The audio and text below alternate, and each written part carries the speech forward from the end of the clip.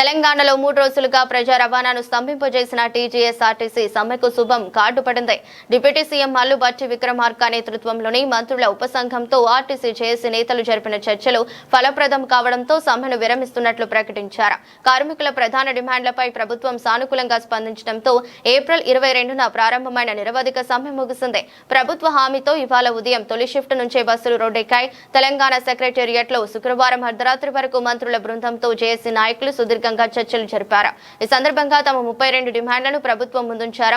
ముఖ్యంగా 2021-25 సంవత్సరాలకు సంబంధించిన వేతన సవరణలు అమలు చేయాలని, 30% ఫిట్మెంట్ ఇవ్వాలని పట్టుబట్టారు. కార్మికుల డిమాండ్లను సావధానంగా విన్న ప్రభుత్వం వాటి పరిష్కారానికి అంగీకారం తెలిపింది. చర్చల అనంతరం డిప్యూటీ సీఎం భట్టి విక్రమార్క మీడియాతో మాట్లాడుతూ కార్మికులకు 11% ఫిట్మెంట్ ఇచ్చేందుకు ప్రభుత్వం నిర్ణయించిందని వెల్లడించారు.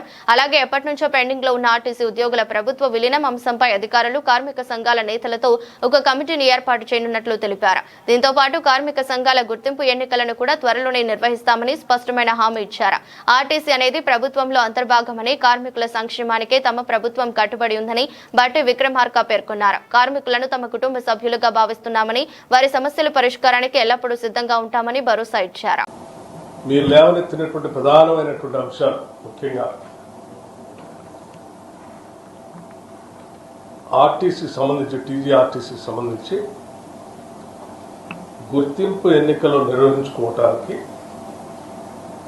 ప్రభుత్వం అంగీకరించిందని చెప్పారు.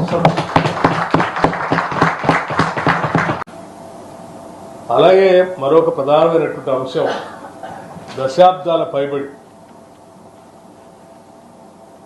ఆర్టీసీలో పనిచేస్తున్నటువంటి కార్మికులు కోరినటువంటి ప్రధానమైన కోరిక విలీనానికి సంబంధించినటువంటి అంశం.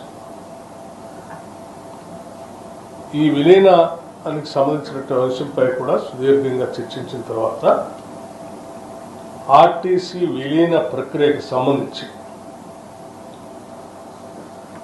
అధికారులతో మరియు కార్మిక నాయకులతో కలిపి ఒక అధికారిక కమిటీని ప్రకటించడానికి నిర్ణయించింది. అంశాలను కూడా లోతుగా అధ్యయనం చేసి ఇరుపక్షాలు కూడా ఉన్న పరిస్థితులు అర్థం చేసుకున్న తర్వాత ఈ డిఆర్సీ సంబంధించి 11%కి నిర్ణయం చేయాలి ప్రభుత్వం నిర్ణయించిందని చెప్పడానికి సంతోషిస్తా ఉన్నాను.